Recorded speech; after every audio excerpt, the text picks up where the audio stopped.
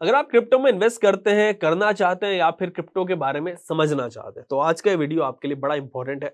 कोशिश करना कि इस वीडियो को आप पूरा देखें। ये वीडियो इंपॉर्टेंट क्यों है आपके लिए, सबसे पहले ये जान लेते हैं, बाकी बात करेंगे उसके बाद।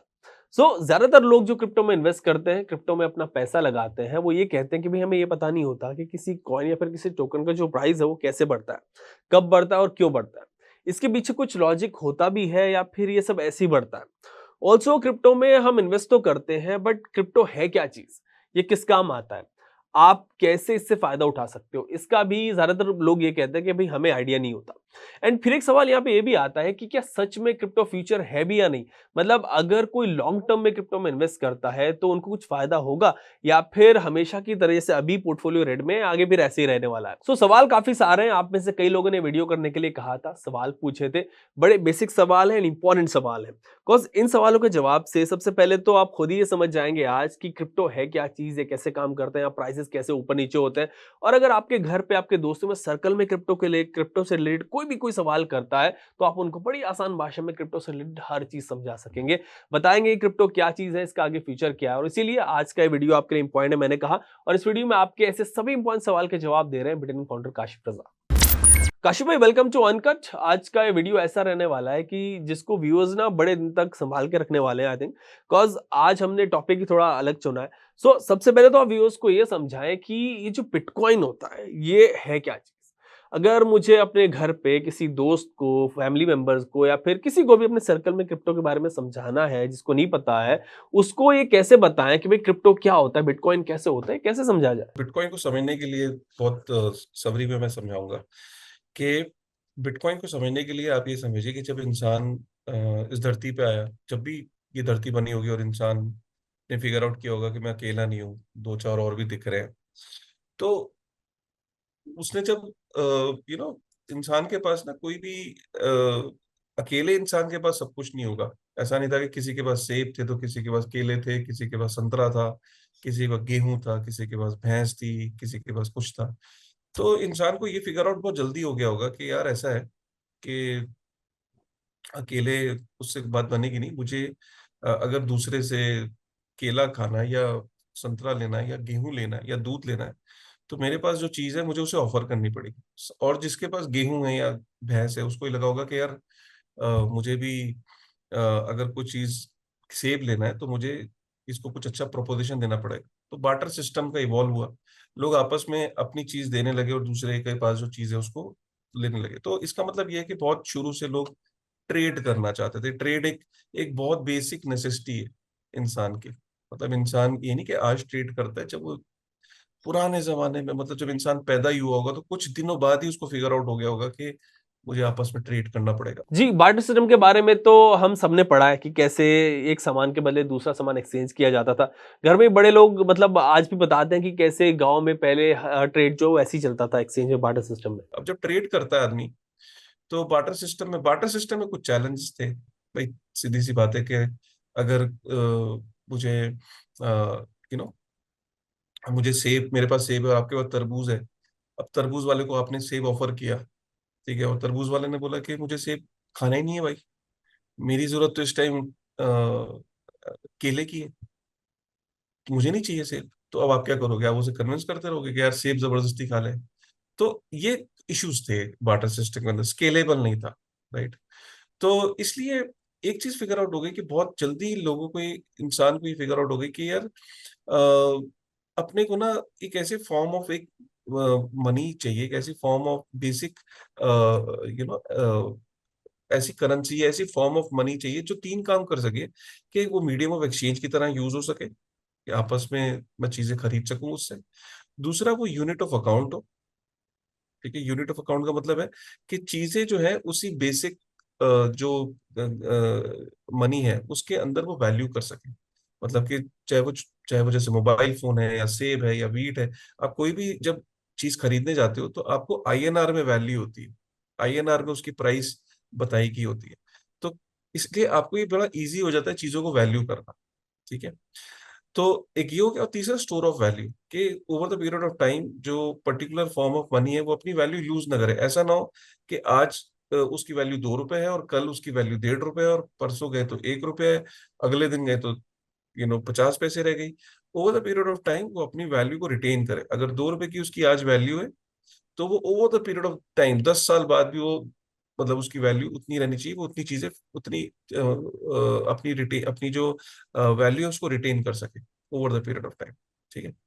तो बहुत जल्दी लोगों को ये पता लग गया, और लोगों को एक और चीज पता लगी कि यार अपने को ना लेजर की बहुत जरूरत फील हुई होगी, क्योंकि जब एक आदमी 50 लोगों से डील कर रहा होगा तो दिमाग के अंदर 2 लोगों के साथ तो डीलिंग याद रहती है।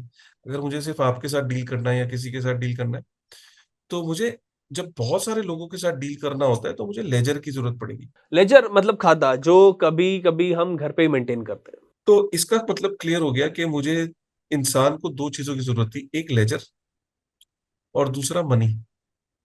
और एक खास बात और आपने देखी होगी कि लेजर के अंदर, कोई भी जो दुनिया का लेजर है उसके अंदर जब आप रिकॉर्ड मेंटेन करते हो, ठीक है, लेन देन का, तो वो आप एक पर्टिकुलर मनी में ही करते हो।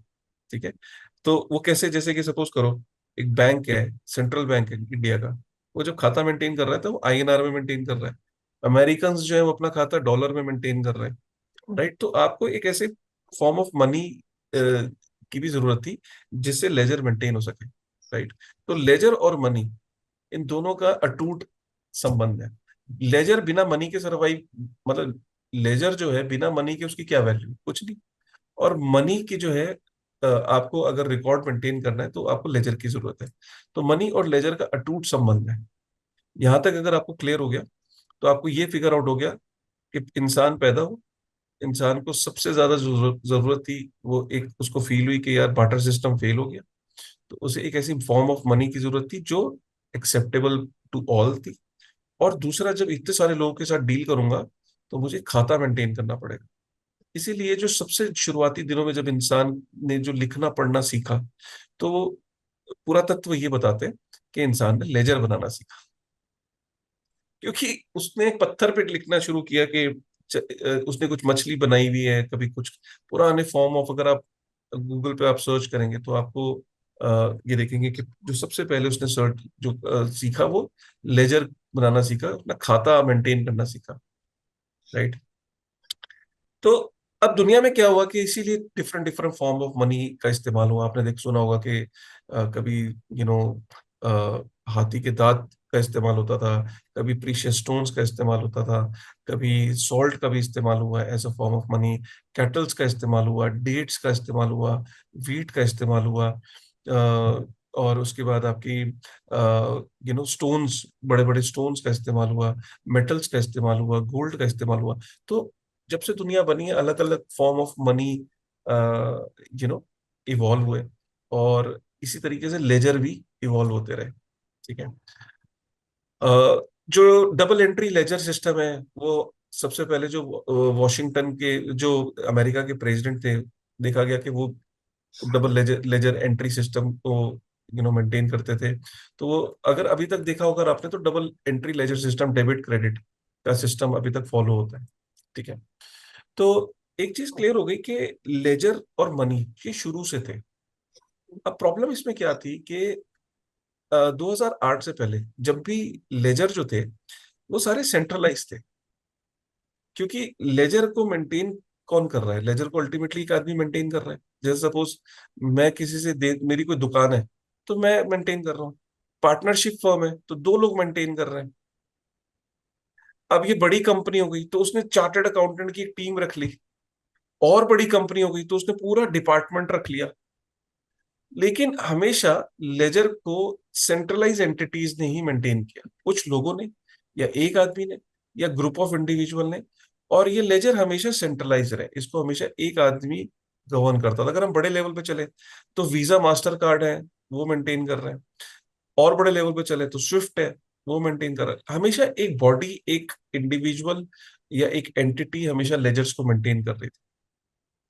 देखिए, जब लेजर आपको इंडिविजुअली मेंटेन करना है तब तो कोई प्रॉब्लम नहीं है, लेकिन जब कोई एंटिटी लेजर को मेंटेन कर रही है या गवर्नमेंट है लेजर को मेंटेन कर रही है, तो वो जो बॉडी को अपॉइंट कर रही है या एक बैंक एक एक कैशियर को अपॉइंट कर रहा है, ये जो लेजर्स हैं, जो पब्लिक फोरम के अंदर ये लेजर कभी भी ओपन नहीं होता है, पब्लिक नहीं होता है। हमेशा सेंट्रलाइज रहे। अब लेजर जब सेंट्रलाइज थे तो हमेशा उनमें दिक्कत रहती है। सपोज अगर लेजर बहुत ज्यादा सेंट्रलाइज है और किसी एक आदमी के पास पावर है उस लेजर को मेंटेन करने की, तो क्या होगा? मैनिपुलेशन का डर रहता है। और मैनिपुलेशन कई बार गलती से हो जाती है। एक तो गलती भी होती है लेजर को मेंटेन करते वक्त, और दूसरा जानबूझ के मैनिपुलेशन होती है, और तीसरा बाय फोर्स हो सकती है कि भाई किसी की कनपट्टी पे बंदूक रख दी और बोला कि लेजर के अंदर चेंजेस करो, जो चेंज करने वाला जिसके पास कंट्रोल है उस। और चौथा, कई बार लोग करप्ट भी हो जाते हैं कि भाई मैं किसी को ब्राइब करूं कि यार लेजर के अंदर चेंजेस कर दे। तो ये भी एक तरीका है।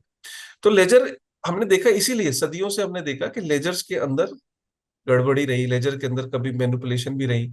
2008 के फाइनेंशियल क्राइसिस में भी ये देखा गया कि लेजर्स के अंदर गड़बड़ी रही, और वो उसकी वजह से हमने 2008 के फाइनेंशियल क्राइसिस में देखा कि लेजर के अंदर जो मैनिपुलेशंस थी, जिस तरीके से बैंकिंग सिस्टम में यूएस में जो चीजें आई, तो कहीं ना कहीं एक बहुत बड़ा कारण था फाइनेंशियल क्राइसिस की वजह बना। अब सपोज करिए, इमेजिन करिए कि अगर लेजर पब्लिक हो जाए, राइट, तो कितनी बड़ी बात होगी। जो जो जो लेजर्स हैं अगर वो पब्लिक हो जाए और पब्लिक के डोमेन में रहे, पब्लिक की नजर में रहे, कि कोई भी उसके अंदर चेंज हो या मैनिपुलेशन हो, तो पब्लिक को एकदम रेड अलर्ट मिल जाए। ठीक है। तो बेसिकली 2008 के बाद बिटकॉइन को आप इस तरीके से समझिए कि ये एक पब्लिक लेजर है। मतलब बिटकॉइन एक पब्लिक बही खाता है, पब्लिक लेजर है जिसको कोई भी देख सकता है। एक पब्लिक लेजर का मतलब है कि भाई साझा बही खाता है। जितना भी बिटकॉइन नहीं करके दिखाया कि जो लेजर्स हैं वो डिसेंट्रलाइज हो सकते हैं, वो ओपन हो सकते हैं, वो पब्लिक मेंटेन कर सकती है, और पब्लिक उसके अंदर कोई भी चेंज होगा वो पब्लिक की नजर में रहेगा। पहली बार ये सतोशी नाकामोटो का आइडिया था। तो उसने बेसिकली बिटकॉइन को एक लोग सोचते हैं डिजिटल करेंसी है, एक्चुअली में बिटकॉइन एक पब्लिक लेजर है, एक पब्लिक बही खाता है जो पब्लिक की नजर में है। काशी भाई, पब्लिक लेजर है, पब्लिक बही खाता है, ये तो समझ आ गया, बट कोई भी अगर खाता हो, जैसे घर में भी हम कुछ रिकॉर्ड मेंटेन करते हैं, अकाउंट मेंटेन करते हैं नोटबुक में, तो वो काम तो हम करते हैं, हम लिखते हैं, बट बिटकॉइन को कौन मेंटेन करता है? यहाँ पे कौन लिखता है ये सब चीजें? अब ये जो लेजर है, इसको जो लोग मेंटेन करते हैं, इसको कोई एक सिंगल इंडिविजुअल मेंटेन नहीं करता है, इसको पब्लिक मेंटेन करती है। ठीक है। अब लेजर का काम क्या होता है? मैंने कहा ना, लेजर का काम होता है कोई लेन देन का हिसाब किताब रखना, कि कोई आदमी कहीं पे कुछ भेज रहा है तो वो रिकॉर्ड रहे कि डेबिट किसका हो रहा है, क्रेडिट किसका हो रहा है, सारे खाते उस लेजर में मेंटेन हो। तो बिटकॉइन का जो लेजर है उसके अंदर हजारों लाखों लोग जो बिटकॉइन को इधर से उधर ट्रांसफर कर रहे हैं, राइट, वो उनके सबके बही खाते उस लेजर में है, उस पब्लिक लेजर में। और सबके बही खाते ऊपर है। सबके बही खातों में कितना बैलेंस है, कितना डेबिट हुआ, कितना क्रेडिट हुआ, ये उस पब्लिक लेजर के अंदर नोटेड है। और मैंने एक और चीज बताई कि पब्लिक लेजर को जो मेंटेन कौन कर रहा है? सेंट्रल एंटिटी नहीं मेंटेन कर रही, कोई इंडिविजुअल मेंटेन नहीं कर रहा। ये पब्लिक लेजर लोग मिलके मेंटेन कर रहे हैं। अब इस पब्लिक लेजर को मेंटेन किस करेंसी में किया जा रहा है? क्योंकि लेजर बिना करेंसी के उसकी कोई वैल्यू ही नहीं है। अगर ledger India Central Bank of India, अगर रिजर्व बैंक ऑफ इंडिया अगर लेजर मेंटेन कर रहा है और उसको आईएनआर में मेंटेन नहीं कर रहा, आईएनआर, तो फिर लेजर की वैल्यू क्या है? बिल्कुल। Similarly US dollar.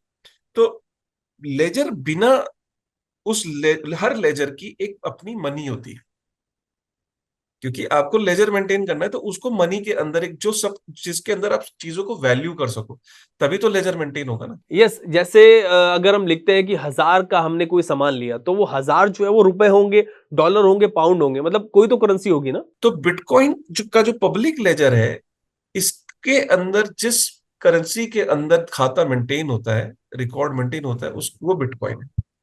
तो बिटकॉइन पब्लिक लेजर भी है, बही खाता भी है, और उस बही खाते की करेंसी भी है। ओके, सो बिटकॉइन एक लेजर भी है एंड उस लेजर की करेंसी भी है, मतलब ये इंपॉर्टेंट पॉइंट है। क्लियर हो गया यहां तक? आपको समझ आ गया तो जनता को हो सकता है समझ में आ जाए। एग्जैक्टली काशिफ भाई, व्यूज के भी समझ आ रहा होगा, कुछ बड़ा आसान करके ना हम इसको आज लेके चल रहे हैं। तो उस बही खाते की करेंसी भी है।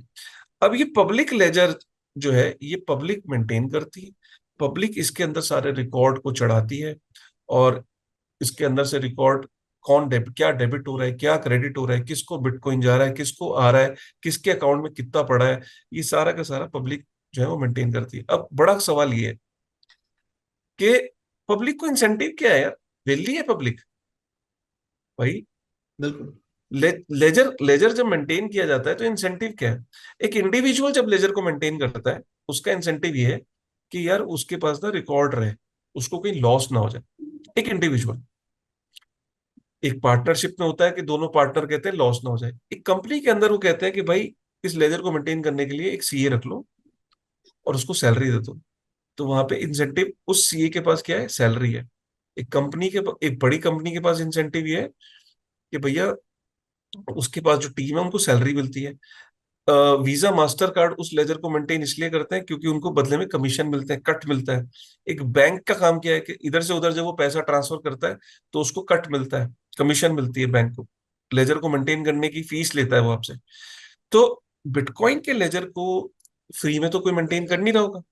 तो इसमें जो बिटकॉइन के लेजर, एक लेजर के अंदर पन्ने होते हैं। जैसे अगर मैं आपको बोलूं कि एक किताब होती है बही खाता, तो उसके अंदर किताब जुड़ती है, पन्ने, नए पन्ने आप लिखते हो। तो बिटकॉइन के लेजर में जब नए पन्ने, जब नए ब्लॉक आप जोड़ते हो, इस लेजर के अंदर जो जो नए ब्लॉक जोड़ने का काम, नए पन्ने, नए ब्लॉक को ऐड करने का काम, इस नई ट्रांजेक्शन्स को ऐड करने का काम जो है, वो जो करता है उसको बदले में इंसेंटिव में बिटकॉइन मिलता है। तो इसका मतलब क्या है कि फ्री में कोई नहीं करता। पब्लिक लेजर को मेंटेन करने के लिए जरूरत पड़ती है कि उसको जो जो लोग इसके अंदर ब्लॉक को ऐड करें, जो ट्रांजेक्शन्स को मेंटेन करें, वो जो लोग काम करते हैं वो माइनर कहलाते हैं, उनको बदले में बिटकॉइन मिलता है। अब इंपॉर्टेंट बात यहाँ पे ये है कि जो सेंट्रलाइज लेजर होते हैं वहां पे एक इंडिविजुअल डिसाइड करता है कि लेजर कौन मेंटेन करेगा। पब्लिक लेजर के अंदर कोई ये डिसाइड नहीं करता कि कौन मेंटेन करेगा। जिसके पास रिसोर्सेज हैं, जिसके पास हार्डवेयर है, जिसके पास हैश पावर है, वो चाहे वो एक इंडिविजुअल हो, चाहे वो कंपनी हो, चाहे वो कोई कंट्री हो, चाहे वो कल को अमेरिका बोलता है कि मुझे लेजर मेंटेन करना है, ओपन है। या कल को मनोज है कोई जो कहीं से ऑपरेट करता है एक छोटे से गांव कस्बे से, कि नहीं साहब मुझे माइनर बनना है और मेरे पास रिसोर्सेज है, उसके लिए भी कोई। तो ये पूरी दुनिया के लिए गेम ओपन है, कोई भी इस पे पार्टिसिपेट कर सकता है, सबके लिए ओपन है। एक डेमोक्रेटाइज तरीके से सबके लिए ओपन अपॉर्चुनिटी है। और इसी तरीके से यहाँ पे ये जो लेजर है, ये पब्लिक का लेजर पब्लिक ही मेंटेन करती है। और जो लोग इसके अंदर नए पन्ने जोड़ते हैं, लेजर बही खाते के अंदर जो नई ट्रांजेक्शन्स को एंट्री करते हैं, नए पन्ने को जोड़ते हैं पब्लिक लेजर में, उनको रिवॉर्ड के अंदर बिटकॉइन मिलता है। इतनी सी बात है। अब ये जो पब्लिक लेजर है, क्योंकि मैंने बोला पब्लिक की है, तो इसकी कॉपी सारे लोगों के पास है। ठीक है, सारे का मतलब है कि लाखों लोगों के पास ये कॉपी है। कॉपी होती का है, कंप्यूटर के ऊपर डाउनलोड हो जाती है कॉपी। जैसे कि एक्सेल फाइल है, मैं आपको भेजूं तो आप अपने कंप्यूटर पे डाउनलोड कर लोगे, तो एक कॉपी आपके पास होगी और एक कॉपी मेरे पास है। सिमिलरली इस लेजर की कॉपी पूरी दुनिया में सबके पास सेम कॉपी होती है, उसको वो डाउनलोड कर लेते हैं अपने कंप्यूटर पे। काशी में बिटकॉइन एक सॉफ्टवेयर है, राइट? बिटकॉइन एक सॉफ्टवेयर भी है। तो बेसिकली बिटकॉइन का एक क्लाइंटेल होता है, उसको आप क्लिक करोगे, वहां से सॉफ्टवेयर से आप उसकी कॉपी अपने लैपटॉप पे डाउनलोड कर लोगे। जो कॉपी आपके पास है पूरी दुनिया के पास वही कॉपी है। और जब इसमें कोई भी ट्रांजेक्शन होती है तो वो सारी कॉपीज अपने आप अपडेट हो जाती है, राइट। अब किसी की भी कॉपी अगर दूसरे की कॉपी से अलग है तो रेड अलर्ट हो जाता है, राइट। तो दुनिया को में ये पता लग जाता है कि भाई ये जो कॉपी जोड़ी जा रही है, ठीक है, ये गलत है, इसने रूल्स को फॉलो नहीं किया। क्योंकि जो नए पन्ने जोड़ने के कुछ रूल्स हैं, अगर उन रूल्स को फॉलो नहीं किया तो वो सारे के सारे उस कॉपी को रिजेक्ट कर देते हैं कि नहीं नहीं ये ट्रांजैक्शन गलत है, या ये ब्लॉक गलत है, ये गलत तरीके से माइंड हुआ। तो यहां तक आपको अगर समझ में आ गया, मैं इसको समराइज कर देता हूँ। ह्यूमैनिटी, इंसानियत, इंसानियत को जरूरत पड़ी ट्रांजैक्शन की, ट्रांजैक्शन से जरूरत पड़ी मनी की, मनी से जरूरत पड़ी कि यार इसको इतनी बड़ी जब ट्रांजैक्शन हो रही है तो लेजर चाहिए, लेजर को मेंटेन करने के लिए मनी चाहिए थी। लेजर और मनी का अटूट संबंध हो गया। लेजर बिना मनी के नहीं रह सकता और मनी बिना लेजर के बेकार है, राइट। तो इसका मतलब क्या हो गया कि लोगों ने मनी और ledger time to time evolve होते रहे। डबल एंट्री सिस्टम एक सीधा उदाहरण है डेबिट क्रेडिट का। आपने अपने घर में भी लेजर मेंटेन किया होगा, एक्सेल में, किताब में, मम्मी पापा ने कॉपी के अंदर जो मेंटेन करते हैं वो भी लेजर ही होता है। ठीक है, तो वो लेजर जो है वो हमेशा सेंट्रलाइज रहा। और 2008 से पहले या तो उसको पब्लिक फोरम के अंदर लेजर्स नहीं होते थे, जैसे कि सेंट्रल बैंक के लेजर्स हैं या और लेजर्स हैं, गवर्नमेंट्स के लेजर हैं। पहली बार ये लेजर जो है, इसको डिसेंट्रलाइज करने का जो तरीका है, वो सतोशी नाकामोटो ने व्हाइट पेपर लिखा 2008 में, कि किस तरीके से पब्लिक लेजर मेंटेन हो सकते हैं। अब पब्लिक लेजर बिना उस लेजर की मनी के बेकार है। तो बिटकॉइन का जो पब्लिक लेजर है, ये इसकी जो मनी है वो बिटकॉइन है। तो बिटकॉइन एक पब्लिक लेजर का भी नाम है, और उस लेजर की मनी जो करेंसी है उसका नाम भी बिटकॉइन है। तो बिटकॉइन पब्लिक लेजर भी है और उस लेजर की करेंसी भी है। ठीक है। तो इसका मतलब क्या है कि इस लेजर को मेंटेन पब्लिक करती है, और जो इसके अंदर नए पन्ने को जोड़ता है, पन्ने का मतलब ब्लॉक, नए ब्लॉक को जो जोड़ता है उसे माइनर कहते हैं। वो कोई भी हो सकता है, पब्लिक के अंदर से हो सकता है, और जब वो इस पन्ने को जोड़ता है इस पब्लिक लेजर के अंदर, तो उसे रिवॉर्ड में बिटकॉइन मिलता है।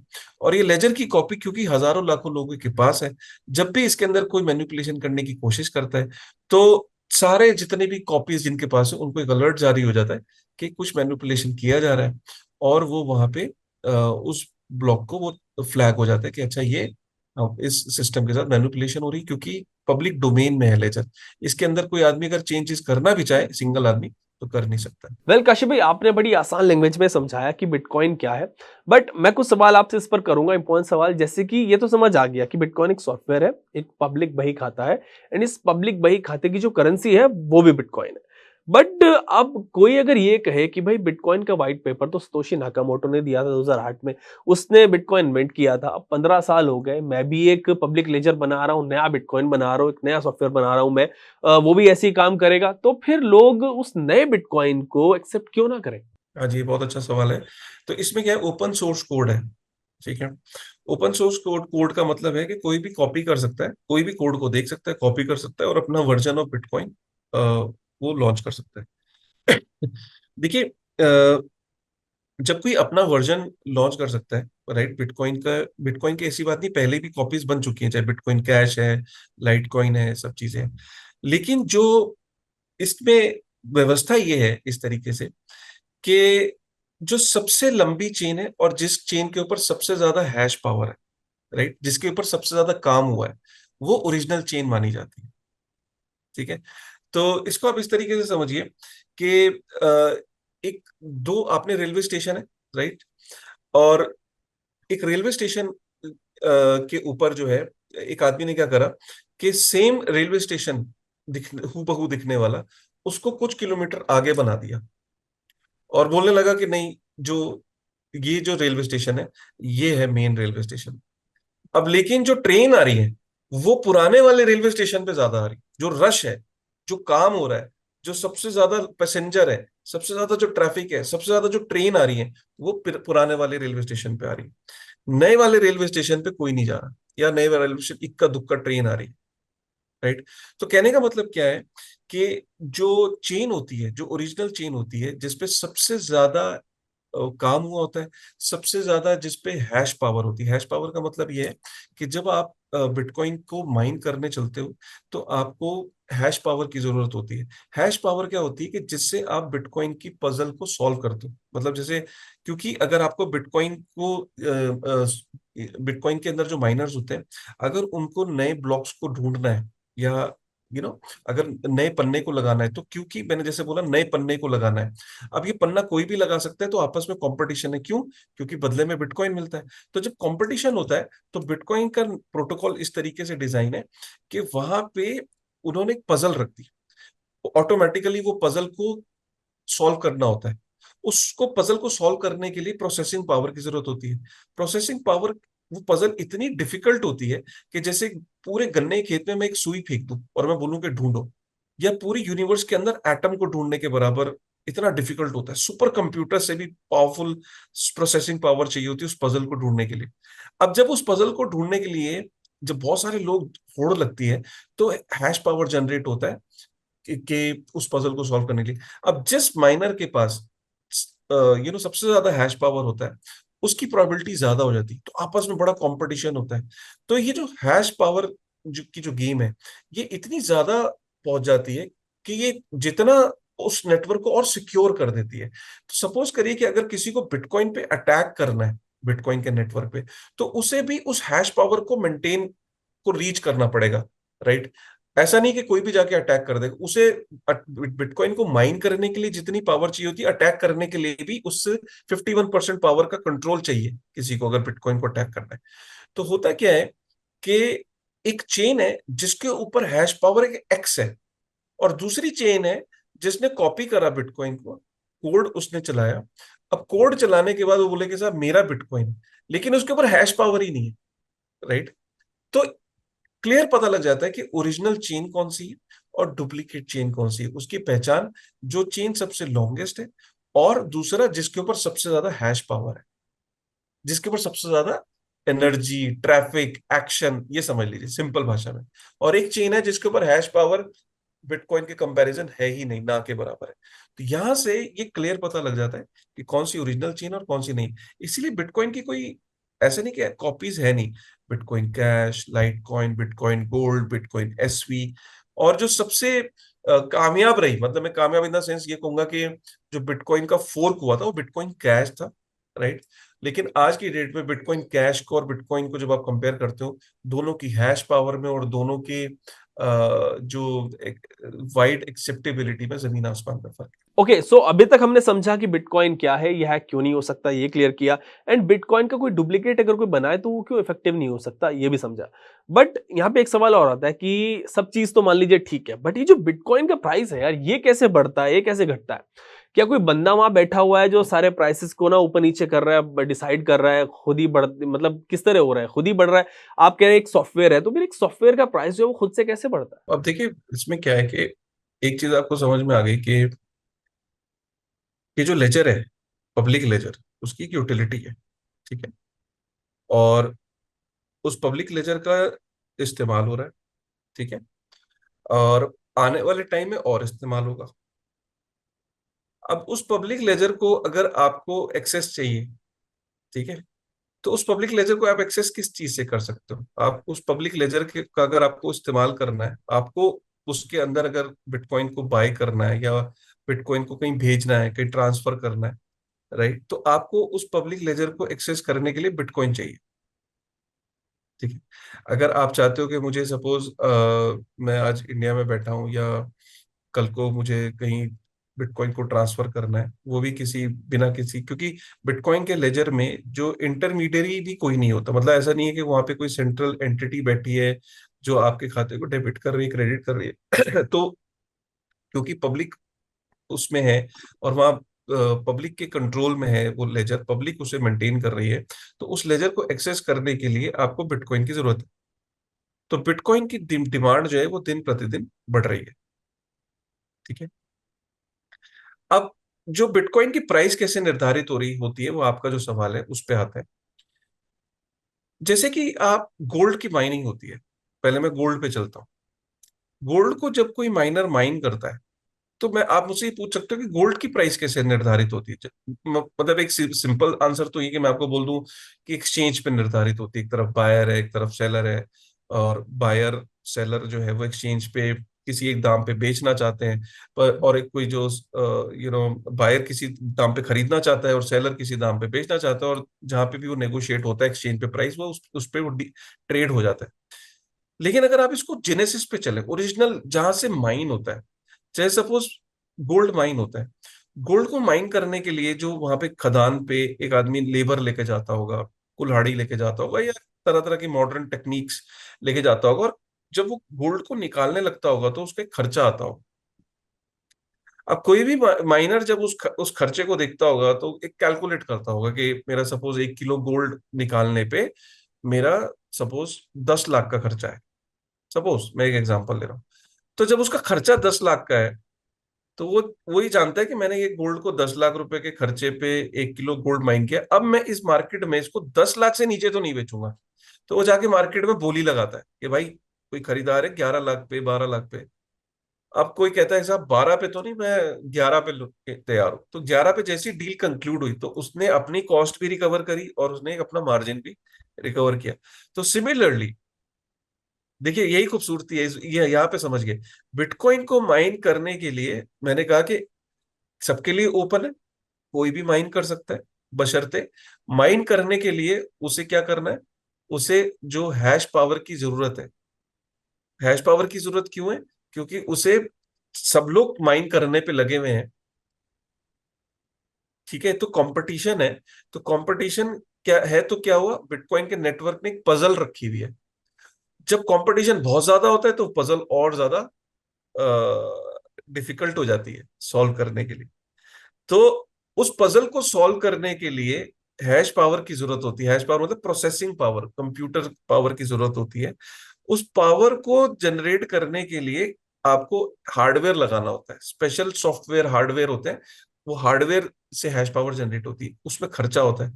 तो जब माइनर ने इतना खर्चा करने के बाद जब बिटकॉइन को माइन करा, अब बिटकॉइन जब उसके पास आया, अब वो मार्केट के अंदर जब वो उसको अपने खर्चे निकालने के लिए, क्योंकि बिटकॉइन खर्चे तो यूएसडी में हो रहे हैं, उसको एम्प्लॉयज को भी देना है, उसने फैक्ट्री वाले को भी देना है, उसने इलेक्ट्रिसिटी का बिल जमा करना है, 50 खर्चे होते हैं माइनर के। अब उसको खर्चे पूरे करने के लिए वो उसको बिटकॉइन को मार्केट में जब वो सेल करने जाता है, तो वो सेल कितने में करेगा, जितनी उसकी कॉस्ट है वो उसको रिकवर करने की कोशिश करता है, प्लस मार्जिन। जब वो मार्केट के अंदर कोई खरीदार मिल जाता है, तो वहां से प्राइस डिसाइड हो जाती है। तो प्योर डिमांड एंड सप्लाई की गेम, इसमें कोई किसी का हस्तक्षेप नहीं है कि प्राइस कैसे डिसाइड होगी, कोई रेगुलेटर नहीं है इसका। इसका प्राइस मार्केट की डायनामिक्स डिसाइड करती है। आप समझ रहे हैं, क्लियर होगी बात? तो ये मार्केट की जो डायनामिक्स क्लियर डिसाइड करती है कि बिटकॉइन का प्राइस क्या होगा, और वो माइनर की जो कॉस्ट है, प्लस माइनर की कॉस्ट के ऊपर वो क्या मार्जिन रख के बेचना चाहता है, वहां से चीज निकलती है और फिर वो एक्सचेंज पे आती है। रिटेलर के लिए क्या होता है, रिटेलर जो उसको एक्सचेंज पे कोई बाय कर रहा है, कोई सेल कर रहा है, जैसे नॉर्मल किसी भी आप स्टॉक कमोडिटी गोल्ड को आप बाय सेल करते हो एक्सचेंज पे, वैसे ही एक्सचेंजेस के ऊपर कोई भी रिटेलर जाके वो ट्रेड एग्जीक्यूट कर सकता है, वहां से प्राइस निर्धारित। फाइन काशी भाई, आपने कहा कि बिटकॉइन का price pure supply and demand पे मतलब चलता है, हमने ये आपने बताया। बट अभी हमने देखा कि जब स्टॉक मार्केट गिरी, इन्फ्लेशन की बात हो रही थी, रिसेशन की बात हो रही थी, तो बिटकॉइन के प्राइस पूरी तरह से गिर गए थे। सो फिर ये कैसे सप्लाई एंड डिमांड पे बेस्ड हुआ? हाईली कोरिलेटेड है। ठीक है, अल्टीमेटली इसके अंदर प्लेयर्स तो अभी रिटेल तो ज्यादा है नहीं। रिटेल रिटेल का पैसा ज्यादा नहीं, रिटेल इंस्टीट्यूशन से ज्यादा है, लेकिन रिटेलर का जो वॉल्यूम किसी भी गेम में, चाहे वो स्टॉक मार्केट भी हो, मेजर पैसा जो होता है वो इंस्टीट्यूशंस का होता है। और अभी भी जो बिटकॉइन के अंदर काफी पैसा इंस्टीट्यूशंस का ही है, और वही इंस्टीट्यूशंस शेयर मार्केट में भी इन्वेस्टेड होते हैं, स्टॉक मार्केट में भी इन्वेस्टेड। उनकी जो स्ट्रैटेजी होती है वो यही होती है कि जब कभी मार्केट में विपरीत स्थिति बनती है, तो जो स्पेकुलेटिव एसेट्स होते हैं या जो रिस्की एसेट्स होते हैं, उनमें वो पहले एग्जिट करते हैं। तो जब वो एग्जिट स्टॉक से करते हैं और गवर्नमेंट बॉन्ड्स की तरफ जाते हैं या सेफ डिपॉजिट्स की तरफ जाते हैं, तो वो बिटकॉइन से भी एग्जिट करते हैं।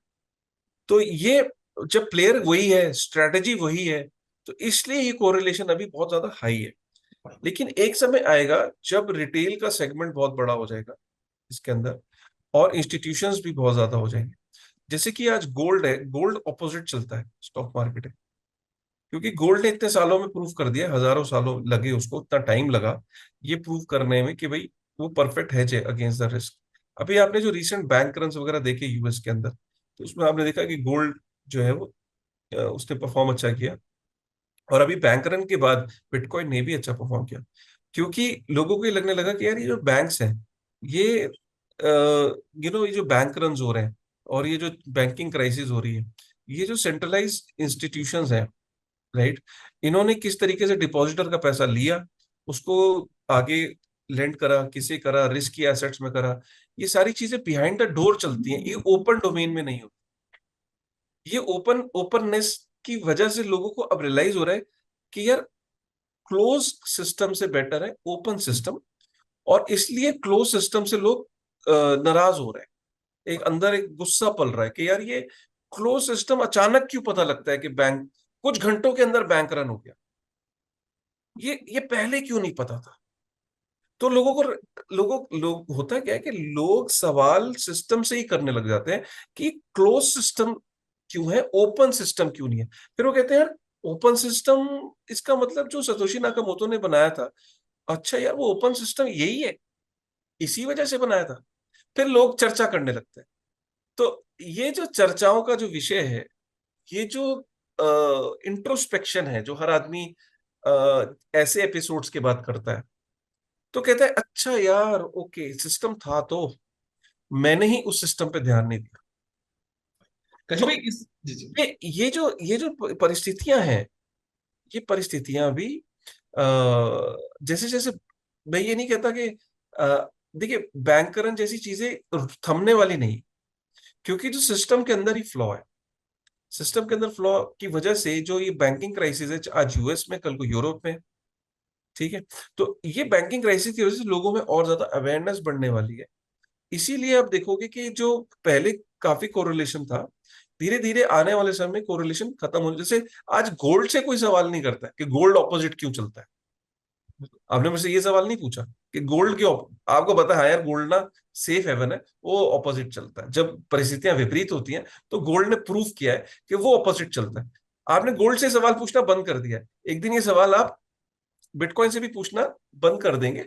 लेकिन वो समय कब आएगा, वो I can't tell that, but धीरे धीरे ओपन सिस्टम की वैल्यू, पब्लिक लेजर की वैल्यू लोगों की नजर में बढ़ती चली जा रही है। कश्यप भाई, आपने बिटकॉइन के बारे में बताया कि कैसे बिटकॉइन क्लोन इफेक्टिव नहीं होंगे, बट यहाँ पर इथेरियम भी है, दूसरे क्रिप्टोज भी है, सो ये क्या चीज है फिर? एंड बिटकॉइन के कंपैरिजन में ये टोकन्स जो है, क्रिप्टोज कहाँ पर आते हैं? एक यहाँ मैं करेक्ट करूंगा आपको, आपने बोला कि क्लोन जो है इफेक्टिव नहीं होंगे, इफेक्टिवनेस की बात नहीं है, बात इफेक्टिवनेस की नहीं है। क्लोन सारे चल रहे हैं, एग्जिस्ट कर रहे हैं, बात यह है कि सिक्योर नहीं है, सिक्योर नहीं।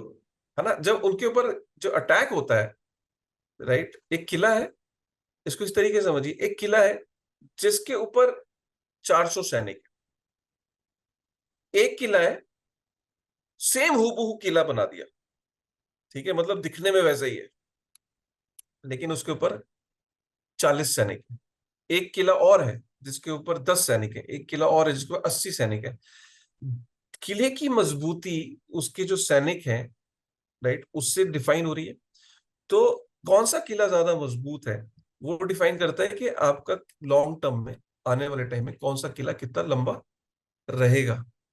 तो किले किले की हूबहू दीवार, किले को हूबहू बना देने से किला मजबूत नहीं होता है, राइट। किले की और जो उसकी जो पैरामीटर्स हैं, स्ट्रेंथ है, वो डिफाइन करते हैं किले की स्ट्रेंथ। जो बाकी जो कॉइन है, ये एक तरीके की इथेरियम को छोड़ के बाकी तो सिक्योरिटीज पे फॉल करती है, क्योंकि आप ये समझिए कि बाकी जितने भी कॉइन्स है ना, देखिए उनके पीछे एक फाउंडर है, उसने एक टेक्नोलॉजी से इंस्पिरेशन लेके वो भी एक पब्लिक लेजर के ऊपर डैप्स बनाने की कोशिश कर रहे हैं। पब्लिक लेजर जो है वो इथेरियम हो गया, बिटकॉइन हो गया, इथेरियम हो गया, इसके ऊपर अलग अलग प्रोजेक्ट्स जो है वो अपनी अपने वो एप्लीकेशंस बना रहे हैं।